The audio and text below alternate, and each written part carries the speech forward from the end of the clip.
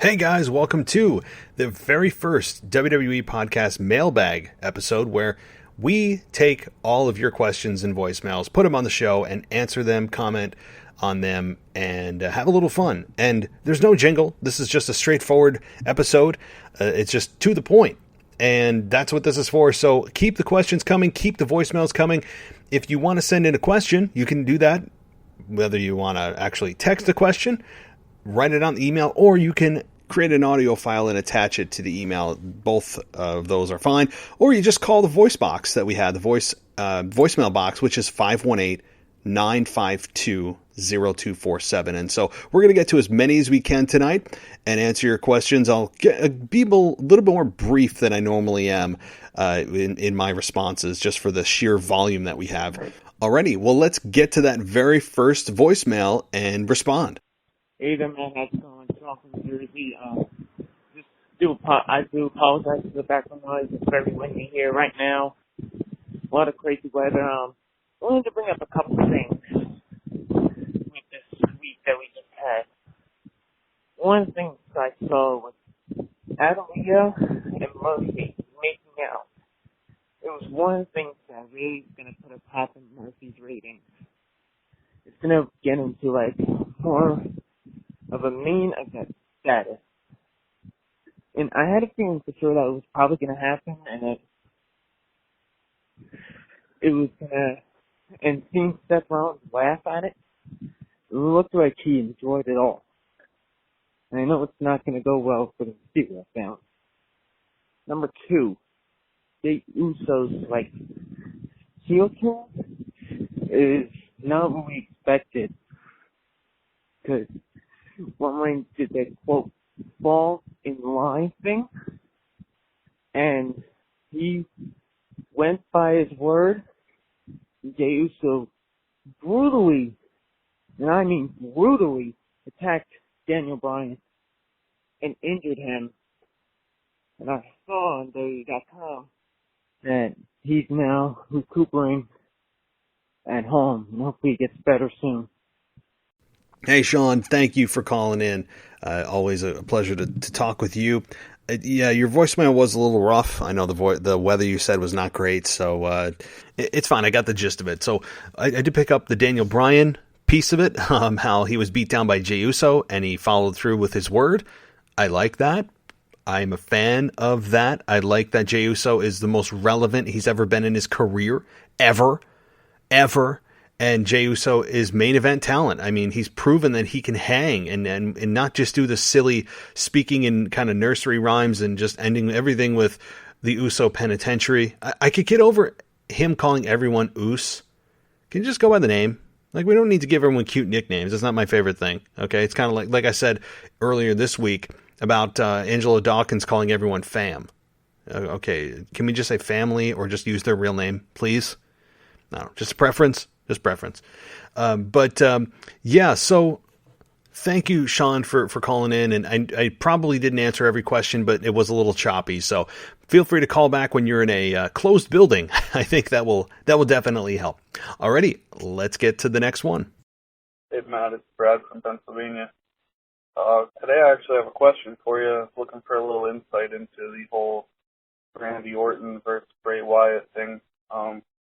I know you get a ton of emails and have a lot of followers and stuff, so I'm sure you obviously don't remember everything every person tells you about themselves, so I'm sure you forgot that I literally took off like 20-some years of watching wrestling.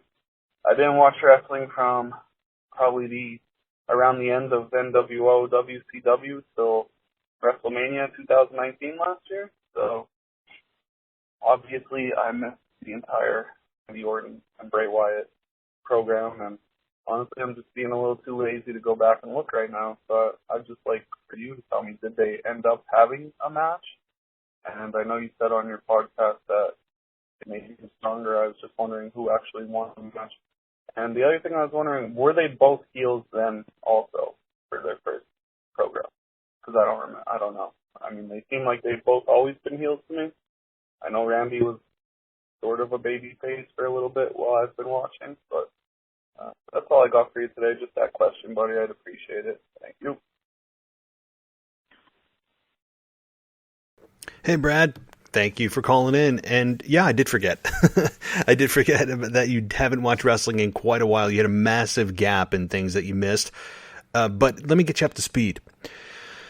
So back in, I think it was WrestleMania 33. That's the rivalry that is sparking The Fiend to be angry at Randy Orton because he burned down Sister Abigail's house. That's what Randy Orton did. I believe they even had a House of Horrors match. That's actually kind of worth seeing. It's so hokey. I mean, it's just, you got to see it. But Randy Orton ended up burning down Sister Abigail's house that he located somehow in the woods. And that's the image you always see painted on the Firefly Funhouse, is that the fire trail leading to the burned down house was because of Randy Orton. Now, the results, to answer your question, Randy Orton did beat Bray Wyatt. I was actually in Orlando at the time when this, and in person attendance for WrestleMania 33. And this was not one of the best matches in fact, it was actually probably one of the bottom matches, if not the worst match of the night, simply for the fact of the chemistry wasn't super good. They had images, like, I remember Bray Wyatt, because at that time he was the Swamp Cult leader, don't forget, he wasn't the Fiend, okay? He was the Swamp Cult leader that spoke in riddles and just cackled to himself in backstage promos while he has an Edison bulb above his head. I mean, that was the every single week Bray Wyatt we got. And Bray Wyatt ended up using images of worms and stuff that appeared on the canvas. It was bizarre. It made no sense. And if Randy Orton is, a grown adult, he would realize, oh, well, these are just images, right? They're not real. So, I don't care. Randy Orton ended up winning anyway. And it was Randy Orton as a babyface versus Bray Wyatt as a heel. So that was the dynamic. Now it would be heel versus, I guess, Bray Wyatt's a heel. They haven't really established it, and I think they should, but it looks like it's heel versus heel now, as it is with Roman and Randy. So hope I got you up to speed. Brad, thanks for calling in, and please feel free to call back. Alrighty, well, let's take a little bit of a break from the voicemails, because I do have an Instagram question that I promised I would answer on the show. And let me pull it up here as I fumble through my phone live here.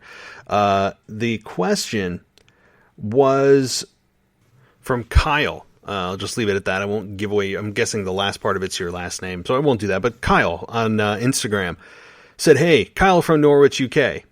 All right.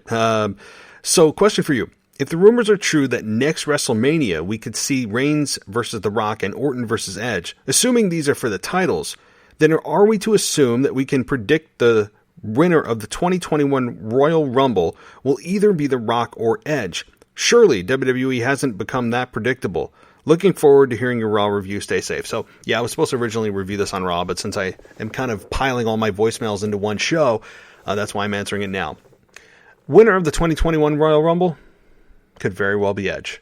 I think Edge has a much higher chance of winning than does The Rock. I think The Rock versus Reigns, I don't think The Rock needs to go through the Rumble or be a surprise entrant to face Reigns. I think he would make more sense to just kind of come out and challenge him. And I think Edge would be, since he debuted at number 21 last year, maybe he debuts at number 21 again this year. It'd be very poetic for him.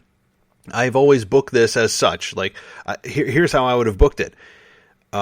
I would have had Randy Orton untouchable as champion for 6+ months. Untouchable. No one hits a finisher. He's just escapable. He's garnering massive white-hot heat.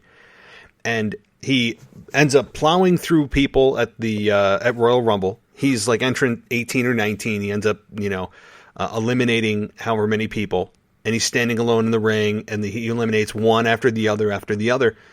And then out comes Edge. And Edge and Orton fight. And, you could say, well, Orton's the one who's champion. Why is he in the Rumble? We've seen it before. We've seen the champion in the Royal Rumble before, even though it made no sense. So that's how I would book it. Or just have Edge, even without Orton there, win the Rumble. And Orton is forced to face Edge for the championship at WrestleMania. That, to me, is a better story than The Rock. The Rock, again, could just come out of nowhere and be like, hey, I'm The Rock. I deserve a championship opportunity. And hey, there's also a built-in storyline with you attacking our Samoan family and being the head of the table. I don't know, though, if The Rock is interested without true fans being there, if he's interested in coming back for a payday when there's no fans for him to interact. The Rock's character is so built around fan interaction, it'd be very awkward, I think, honestly. Because The Rock has so many catchphrases and lines, it would just be weird. But I guess time will tell. Maybe people will be allowed back in an arena, even though today was, like, I think the highest recorded day of cases of coronavirus ever since the thing started, of over 100,000. So unfortunately, we're heading the wrong direction. But what we will have to see. Maybe things will turn around once the vaccine comes out. So, alrighty, on to the next voicemail. Hello, this is Bo from Las Vegas. I've been listening to the podcast for a couple weeks now. I love it. It's great stuff. Good content, entertaining. Got a couple questions, I guess. Number one, what is the problem with WWE and Lacey Evans? Why isn't she getting the push that she needs? They're messing with Lana. They're messing with Dana Brooke. These women that can't wrestle. I mean, they're slow. I mean, I like Zelina Vega. She's got the charisma. She's got the mic skills, but man, her matches are like bore fests. But here's Lacey Evans, who's got a great look. She's got great skills in the ring. She's got great mic skills, and they're doing nothing with her. But instead, they're pushing people like Lana. You know, these women that I guess they're attractive, but they don't have any wrestling skills. They're boring. So I just wanted to get your thoughts on why Lacey Evans isn't getting a push. I think she's got all three things. She's got a great gimmick. She's got great mic skills, and she can wrestle. And then my second thing, hopefully I get it in time, is I'm pretty new to wrestling. I watched it back when I was a kid. That was about 20 years ago.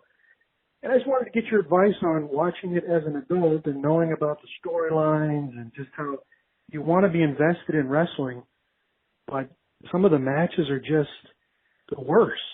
I mean, and you want to be invested, but you know how impossible some of these directions that creative has taken.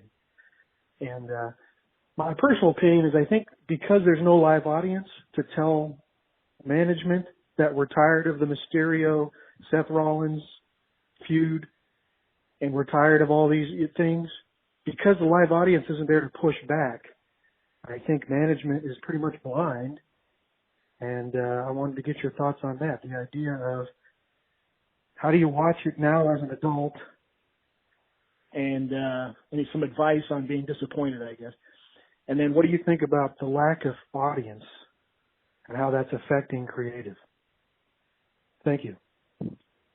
Hey, Bo. Sounds like you're a first-time caller, but also just started listening to the show a few weeks ago, and welcome. Thank you so much for the compliments. I hope you stick around. We are, I think, a very unique show. I mean, I think we fit into a category of fans that I try to be real, right? Like, this is not a show that I'm putting on an act or I swear to swear and get clicks. Like, so I'm glad that you are enjoying the show, and again, hopefully you continue to hang on to us. All right, so let me answer your latter questions first, because otherwise I'll forget them, and I'll get to Lacey Evans on the other end. As far as enjoying wrestling as an adult, so I guess it's kind of like believing in Santa Claus when you're, like, I'm 35 years old, maybe you're around the same age. If you're an adult, 18 plus, you kind of have to, at times, just remove your brain from your body. and those are the times when WWE is not doing a great job storytelling. They're like, as you mentioned, when the matches are awful or you're not even sure why people are wrestling, they don't give you a story. Things just happen with no explanation. Like Retribution showing up, they get contracts, even though they destroyed stuff. Raw Underground, all these things that you look at and you're like, this is eye rolling, and it makes you embarrassed to be a wrestling fan. Anybody can relate to that? Anybody out there, right? Even though you're a hardcore wrestling fan. Because if you are, you're listening to this show, you listen to wrestling podcasts, then I'd say you're a pretty hardcore fan. But there are times when, as much as I've been watching, and everyone else that has been watching for 20 plus years has been watching, there are moments when you feel embarrassed. It's secondhand embarrassment to be a fan. you're thinking, thank God no one's in the room with me, right? Like none of my friends are here watching this with me because I would be super embarrassed that I'm even watching this myself. And you're embarrassed on behalf of the product. Anybody else feel that way sometimes? Oh yeah. Oh yeah, I do too. So as an adult, here's what you have to do. You have to learn to love the product kind of the way it is. And that means there's going to be a lot of stuff you don't like, but there usually are one or two things that you can sink your teeth into. Right now, for me, it's Roman Reigns, Jey Uso, one of the best storylines WWE has had in a long time. You can usually find characters that you can relate to and that they're doing a halfway decent job with. It's not always all crap all the time. And I think a lot of fans overgeneralize WWE for just, it's terrible, but yet they keep watching every week. So I would say find those one or two things that you love and remind yourself why you love it and stick to it. Because if you look at the product as a whole as terrible, you're going to go away. You're going to stop watching wrestling. And I think that's doing a disservice to yourself because clearly you have a passion for it. Otherwise you wouldn't be watching and listening to this show. So yeah, again, it's a little bit like believing in Santa Claus at 35 because you remember how fun that was back then. I loved believing in Santa. I wish I still did. It was so much more fun as a kid. I wish I could just reinstill that belief in me. But when you get lost in a story and when you forget you're watching wrestling and just want to see what happens next, they've got you. And it does still happen, believe it or not, even after, again, I've been watching since 97. That puts me at 23 years. I'm sure some of you have been watching a lot longer and some a lot shorter, but that's where I'm at. And I still love the moments that give you goosebumps, and I still get them. Edge returning at the Royal Rumble at number 21 last year. That was one, right? Jey Uso and Roman Reigns, the Roman Reigns heel turn. That was another one recently, too. Undertaker, anytime he returns, which should be also shortly, that is also special. There are still things that happen that are really good, but I understand there are a lot of matches that don't make sense, storylines that don't make sense, because WWE has lost their art of storytelling and have put the emphasis on just production and having great matches instead of having great stories where the matches are secondary. The matches are not a means to an end. They should be a vehicle to tell your story. They shouldn't be an end unto themselves. So, alrighty.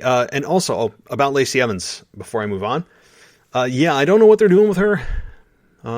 She seemed to be the flavor of the week for Vince a few months ago, and then they decided to turn her heel out of nowhere again and drop the whole I'm a Marine, I'm a mom thing, and just remember that, oh wait, she's calling me a nasty, I'm supposed to not like her. And then she did the karaoke, that awful segment on SmackDown several months ago as well, sometime during the summer. And that didn't help her, nor did it help anyone in that segment. That was just one of those eye-rolling, God, please stop the pain moments. But, she hasn't done much. And I think that right now, while they're not doing much, that could change at any moment. I mean, it really could. She's proven that she can talk on the mic. She's improved in the ring. She's not outstanding, but she's good in the ring. So, and obviously the look, and she's in super good shape, and she stays out of trouble, all that stuff. So there's something there with Lacey, and they know it. I just think it's kind of cyclical. Like, it was Lacey's time, and then it gets to be Asuka's time, and then it gets, and Nia Jackson, Shayna Baszler. Like, they go in spurts, they go in cycles. It's just not the cycle for her right now. But I think it will be. She's been out of the loop, the main event loop, for quite some time. Same with Dana Brooke, Dana Brooke's been, she's been kind of a joke, she has been a joke almost her entire career. She's the butt of the joke. She's in the match to take the fall. She's a good athlete, and she checks all the boxes. They just haven't done anything with her. She's kind of an odd promo. I've never found Dana Brooke's promos particularly engaging. But it's all about emotional investment, man. I mean, it's all about emotional investment. That's the key phrase that will forever be the driving force of success for wrestling, for movies, for books, for TV. It's emotional investment. That has been and always will be the key success factor. So, alrighty, thanks for calling in. On to the next voicemail. Hey, Matt, it's Kyle from New York. So two things. One, I don't know if you heard, there's a rumor that Triple H and Stephanie McMahon might take over Friday Night SmackDown, like how Triple H has NXT. Him and Stephanie might take over Friday Night SmackDown.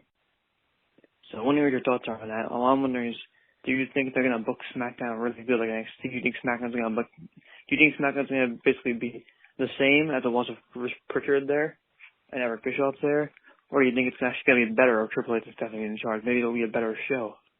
So I think it's already, in my opinion, I think it's already really good right now. But maybe when they're in charge, it'll be even better. My second question, you've already talked about this on one of your episodes, but Daniel Bryan has said this is his last full-time run in WWE. I think his contract expires like September 2021.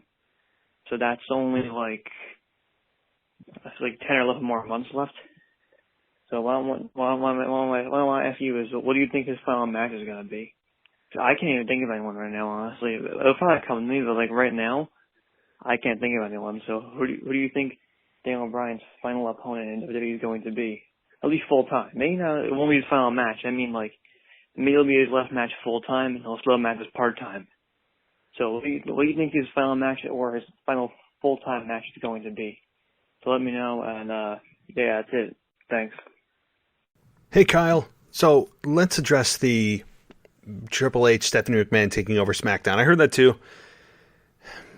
I don't think it honestly matters. I don't think it matters whether Triple H and Stephanie run it, whether it's Eric Bischoff, Paul Heyman, Jim Ross, myself, you. I don't think it matters who has the title of SmackDown executive producer, executive director. I honestly don't think that matters. And the reason it doesn't matter really are two words. Vince McMahon. Everything still flows through Vince. Vince has a certain amount of chain that he'll let his executive producers and directors get before he kind of reels them in or goes, well, I do it this way or that way, right? You've seen and heard about that micromanagement control. This isn't just me talking out of my backside. This has been corroborated many times through people leaving the company and through them doing other podcasts. So the control is so tight that I very much doubt it really will matter who indeed gets the, quote, control of SmackDown, because Vince is the ultimate filter. He has the ultimate say. And until Vince is gone, you won't see true, sustainable change. How about that? I think that's a fair, honest answer. But also, as far as Daniel Bryan goes, his contract, I guess, does go through next September. He's got some time. And I think he'll have a nice run with Roman Reigns here for the next couple of months, if not longer. I think his final opponent, that's tough, because what if he's on a different brand by then? You know, I mean, it gets traded, or WWE decides to just have their own random draft and have a season premiere in, August. I mean, who the hell knows? But assuming he's on SmackDown with the current roster, I mean, it's got to be still Roman Reigns, right? I mean, or Triple H. Triple H, I'm sure, could still go with Daniel Bryan, considering the story they have. But that would be his retirement match. It's hard. I don't think I've ever been asked what about his final full-time match. I would say it would be somebody that would injure him in an angle, which to me would be Roman Reigns right now. Could be Braun Strowman, right? I mean, who knows? But to me, it would be Roman Reigns to injure him, which would explain why he's not there for a long time, and then he's kind of back on a part-time schedule. So, alrighty, let's get to that next voicemail. Hey Matt, it's Kyle from New York again. It's actually not a question about like WWE TV. It's a question about WWE Network. Well, I don't know how to explain this, but anyway, I've been a WWE fan since like 2011. No, 2010, my bad. I've been a WWE fan since WrestleMania 2010. And, the other day I was thinking to myself, I kind of want to like binge watch every single like Raw and SmackDown, like on the WWE Network, and like pay-per-views too. So like I want to start from like old stuff and then like just binge watch like them all, one by one, all the way to like present day. But like I don't know where to start. So like my question is, what do you think would be the best year to start binge watching WWE? What to you, in your opinion, what would be the best year to start watching WWE? To start binge watching every Raw, every SmackDown, every pay-per-view. Like that's never the only question. I couldn't think of anything else to say. So yeah, I'm listening with the binge watch. So that's my question. So that's it. Thanks. Oh, hey, Kyle. Welcome back. So as far as what time frame to start watching and binge watching, wow. Well, number one, it depends on how much time you have on your hands. I mean, that's a hell of a time commitment to be able to go and binge watch every Raw and SmackDown. That's number one. Number two, I would like to start you at the beginning of an era. You know, I really would. I'd like to start you at the beginning of an era so that it's fair, that you could now analyze fairly that era. And this is a little bit of a biased selection, and it's only simply due to the fact that this is when I started, and I'd say 1997, right? Like Raw 1997, like summer of 97. That's just simply nothing more than being biased. And that's really when the Attitude Era was starting to crank up, officially. And so that's what I would say. If you want to skip the 90s and skip Austin, Rock, Triple H, all that, which, I mean, you're missing out big time. But you could go straight to the Ruthless Aggression Era, which started in 2002. You'll still have a little bit of a hangover from the Attitude Era with Austin there. The NWO comes in. You have The Rock, right? He's still there, kind of starting to fade out into his Hollywood dreams. But, and Goldberg in 2004 finally comes back and faces The Rock. So you could start in 2002. Or then you could start in the PG era, which started in 2008. So, I mean, I really hate to direct you to tell you where to start. I'll give you the start of the eras, 97, 2002, 2008. So, take your pick. But if you want to do what I did, start in the mid-1990s and then work your way up. It's a lot to digest. You're going to see a lot of stuff, and that's a heck of a time commitment. So, good for you. Alrighty, on to that next one. Hi, Matt. This is Solomon from Denver, Colorado, and I'm calling to talk about Survivor Series. I think the whole concept is bad. I think they should maybe have something like do two teams to, like they did in 2014 with Team Cena versus Team Authority. I think they should do something like that. Or if they're going to do brand versus brand, I think they should have it so that there's a consequence, such as maybe the winning team gets to, book the other show for a night or something like they've done in the past. Anyways, thanks. I love your shows. Bye. Hey, Solomon, thanks for calling in. And listen, you're preaching to the choir. I mean, I say this, and I say it throughout the year kind of sporadically, but I especially crank it up every time they try to shove this down our throats every November that we're supposed to care about a rivalry that's built into the schedule, and that suddenly everyone has complete and utter loyalty to the brand that they got drafted to a month ago. It's just preposterous, and like I said, there's nothing on the line. There's literally nothing on the line. We've established that. You've established that. It's not even like bragging rights don't even matter because the fans don't care because they watch all brands most of the time, or both brands, maybe not NXT so much. But it's a false premise that fans are supposed to care based on the marketing, like, oh, it's Raw versus SmackDown. Okay, well, great, because I watch both. So I have no loyalty or investment right off the bat. So congratulations. But yeah, yes, they should have put something on the line. They put something on the line. I don't know what that is. Like you said, maybe it's booking a show. I don't know. But if there's nothing on the line other than, haha, we beat you, then I don't care. I literally do not care about this pay-per-view. And it's sad because there are a lot of great matchups on this pay-per-view. And to me, it's just a stepping stone to get to TLC and beyond. Because there's no titles on the line. It's nothing but bragging rights. That's it. Just rename this pay-per-view to bragging rights. That's essentially what this is. So, alrighty, on to that next voicemail. Hi, it's Kyle from Baltimore, Maryland. I would talk about, Asuka. Her as the champion isn't working at all. There's really nobody on Raw for her to babyface as a credible challenger at this point. But I don't know. It seems like there's something missing with the women's division on Raw in general. The next point is Mustafa Ali. Before I like this group of him being part of Retribution, I just think he needs to start winning matches.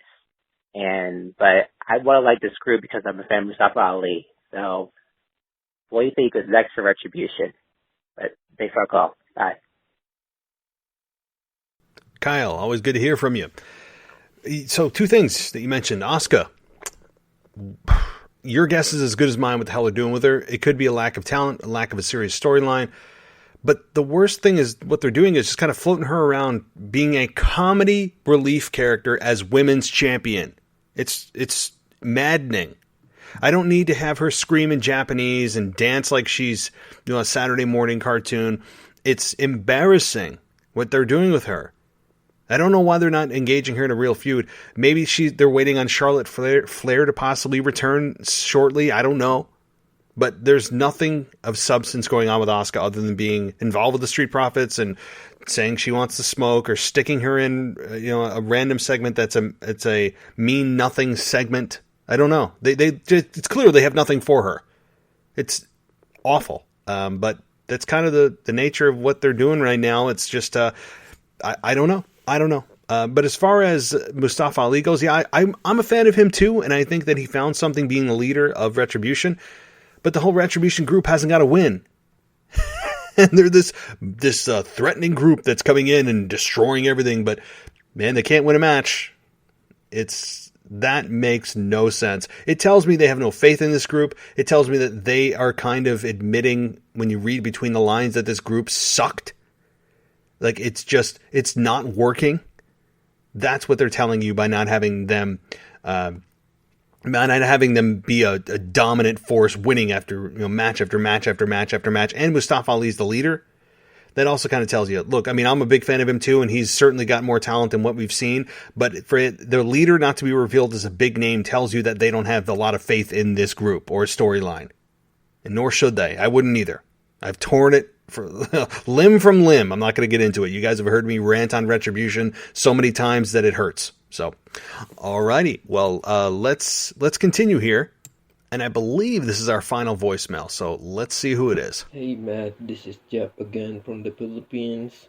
And I just want to go on a rant about the guitar on the pole match. You see, this is one of those stipulations that doesn't make sense to me. Like, if the ending of the match should be a pin or submission, then why do they have to get the guitar and smash it through their opponent? So what if Jeff Hardy smashed the guitar on Elias, but Elias kicked out? Do they have to put another guitar on the pole so Elias could get another chance and he could smash Jeff Hardy with the guitar? And why do they have to use a guitar if the ending of the match should be a pin or submission? Table matches don't have to go through a pin or submission. They just have to go put their opponent through the table. And during Elias' return, he already said in a backstage interview that he knows that a red-haired guy was driving the car that hit him, but instead he went after Jeff Hardy. Even if he knows that a red-haired guy was driving the car, they should be teaming up in here. Jeff Hardy and Elias should be teaming up against Sheamus. They're both on the same show. They're all in Raw. And the commentary team are just saying that it's not proven who is the driver of the car. And but they're trying. I don't know. They're just too much blurred lines in this storyline. And yeah, that's all, Matt. Thank you, and have a great day. Hey, Jeff. You are definitely justified in going on a rant there for what the whole premise of a guitar at a pole. We've seen it before, though. We've seen how many objects on a pole, right? We've seen pink slip on a pole. I think probably kendo stick on a pole match. We've seen many different items on a pole. And outside of the pink slip, which actually has real ramifications of you're fired if you don't get it, the weapon of choice, whatever's hanging above there, what if you don't grab it and you still beat your opponent? Do you win? Right? I mean, like, what if I have it's a kendo stick on a pole match, but I end up beating my opponent with a chair and I never grab the kendo stick and it just remains up there? Do I lose? Am I required to go up to the pole and grab what's up there? I mean, I guess not. You know, I guess not, but the whole Jeff Hardy thing with Elias makes no sense. And if he actually acknowledged that it's a red-haired guy that he knew was rumored to be driving the truck or the car, whatever it was, this is just ridiculous. It's just ridiculousness. And I believe the announcers alluded to this being over since Jeff Hardy got a clean victory over Elias on Monday with the guitar and a pole match. I think it's over. I hope it's over because this was not something I was invested in from the beginning, nor were many of the fans. I mean, it was kind of a forced rivalry to begin with. Elias has turned face to heel so many times that people are becoming indifferent to his character. And I believe that the fans would have been very quiet during this match, even with Jeff Hardy there. I really believe that. So fans not being there it's one of those things that is, it's so critical in pro wrestling. And when you don't have them there to give that immediate response, WWE just kind of does their own thing. Yeah, they have social media.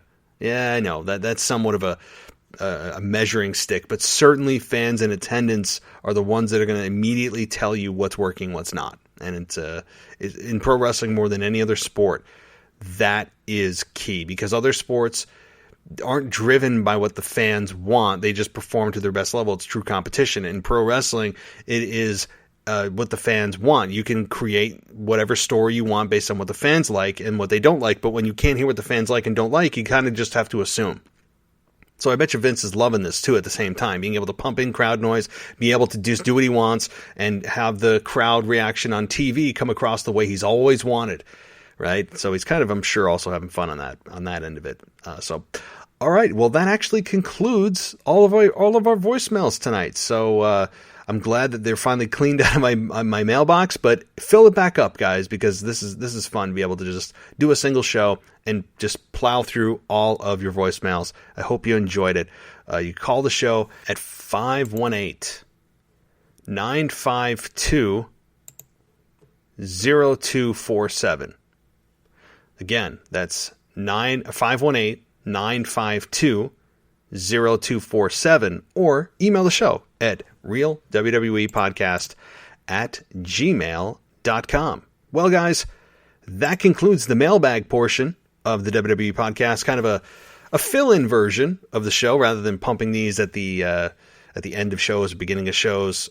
I think it's cleaner to do it this way. So, alrighty. Thank you, everybody, for listening. Again, tons of stuff coming the rest of the week. Rivalries, weekend review, SmackDown review with Michael Ritter on Saturday. Just so much stuff. So get yourself ready. Tons of stuff to come. Hopefully you're doing well, de-stressed, and things are going well. So, all right, everyone, take care. I'll talk to you next time.